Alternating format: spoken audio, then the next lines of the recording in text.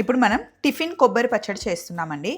ఎంత మెత్తటి ఇడ్లీలున్నా, ఎంత మంచి దోసలున్నా, ఏవి తిన్నా సరే పచ్చడి సరిగ్గా లేకపోతే మటికి నేనైతే అస్సలు తిననండి. పచ్చడి డెఫినెట్‌గా బావుండాలి. ఎంత చిన్న టిఫిన్ సెంటర్ అయినా, ఇక్కడ రోడ్ మీద కనిపించిందైనా ఫస్ట్ పచ్చడి బావుంటే హ్యాపీగా లాగిచ్చేస్తా అనమాట. మీకు కూడా అలా పచ్చడి బావుంటేనే తినాలనిపిస్తే గనక ఈ స్టైల్‌లో ట్రై చేయండి. సూపర్‌గుంటుంది. సో, ఫస్ట్ కొబ్బరి చిప్ప ఉంటుంది కదా! నేను దాన్ని పొయ్యి మీద పెడతానండి. తొందరగా వచ్చేస్తుంది. దాంతో పాటు కాస్త కాల్చిన రుచి వేరే ఉంటుంది. డెఫినెట్‌గా నేను ఇలా కాల్స్తాను. కాల్చిన తర్వాతనే కొబ్బరిని పచ్చడికి యూజ్ చేస్తాను అనమాట. అలాగే పొయ్యి మీద గిన్నె పెట్టాను. ఫస్ట్ గిన్నెలో కొంచెం నూనెసి, పచ్చడిలో నూనె ఎక్కువ పట్టదండి, కొంచెం సరిపోతుంది టిఫిన్ పచ్చడిలో. సో, ఇందులో పచ్చిమిర్చి వేస్తున్నా. పెద్ద సైజు కొబ్బరి చిప్ప తీసుకున్నాను. నేను ఒక 7 పచ్చిమిర్చి వేస్తున్నాను. మేము కొంచెం కారంగానే తింటాము. పచ్చిమిర్చి వేయించుకోవాలి ఫస్ట్, ఉట్టి పచ్చిమిర్చి.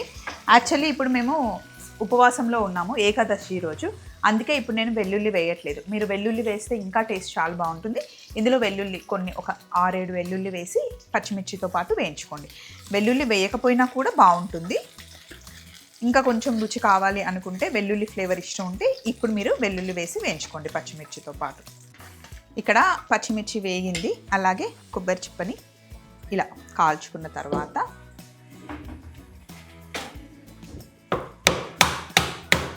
జస్ట్ ఇలా కొట్టాలంతే.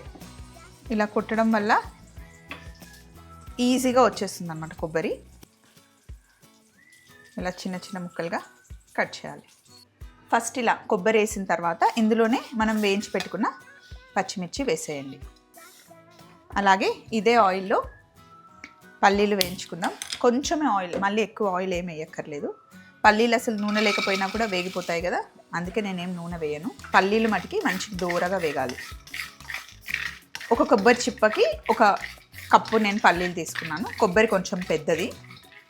ఇవి ఇక్కడ వేగుతూ ఉంటాయి. అలాగే ఇందులో నానబెట్టుకున్న చింతపండు, కొంచెం చింతపండు వేసేసి ఇప్పుడే మనం ఉప్పు కూడా వేసేసుకోవాలి.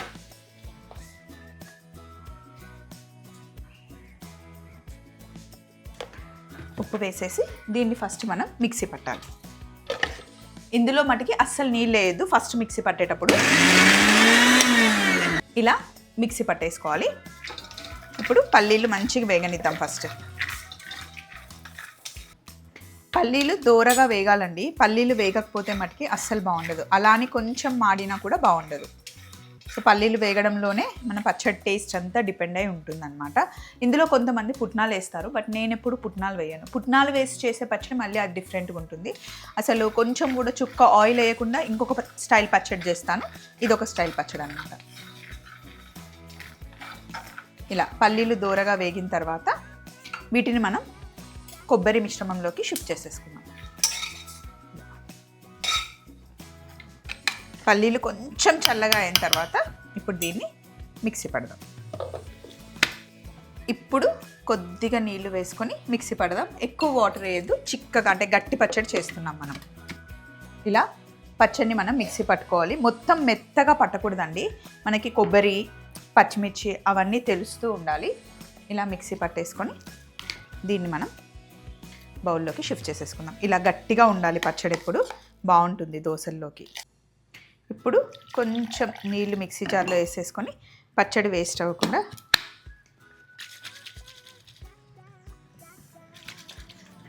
ఇప్పుడు ఈ వాటర్ని ఇందులో వేసేస్తున్నా. గుమగుమలు ఆడిపోతుంది పచ్చడి. సో, ఇప్పుడు సింపుల్ తాలింపు చేసుకుందాం రండి. కొంచెం ఆయిల్ వేసుకొని ప్యాన్ వేడెక్కిన తర్వాత కొన్ని ఆవాలు, కొంచెమే జీలకర్ర. ఎక్కువ తాలింపు ఉంటే బాగుండదండి పచ్చడిలో, అక్కడక్కడ మనకి కనిపిస్తేనే బాగుంటుంది. ఎక్కువ జీలకర్ర ఆవాలు తగిలితే టేస్ట్ బాగుండదు. అలాగే ఒక 2 ఎండుమిరపకాయలు, అలాగే కరివేపాకు. పసుపు వేస్తేనే కలర్ బాగుంటుంది పచ్చడికి. స్టవ్ ఆఫ్ చేసేసాను. ఇప్పుడు చూడండి, ఇది నా సీక్రెట్. ఇందులో కొంచెం వాటర్ వేసేస్తాను. స్టవ్ ఆఫ్ చేసేసాను. వాటర్ వేసాం కదా, ఒక్క మరుగు వచ్చిన తర్వాత ఇప్పుడు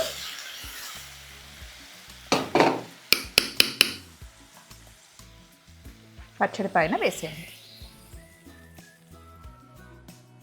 పచ్చడి పైన తాలింపు వేసేసి ఇలా వదిలేయండి. ఎప్పుడైతే టిఫిన్ చేస్తారో అప్పుడు మొత్తం ఒకసారి కలుపుకొని మీరు వడ్డించుకుంటే చాలా బాగుంటుంది. నా స్టైల్లో కొబ్బరి పల్లి పచ్చడి, టిఫిన్ పచ్చడి చాలా టేస్టీగా ఉంటుంది. ఇలా గట్టి పచ్చడి ట్రై చేయండి. మళ్ళీ ఇంకొక రెసిపీతో కలుసుకుందాం. Take care, bye.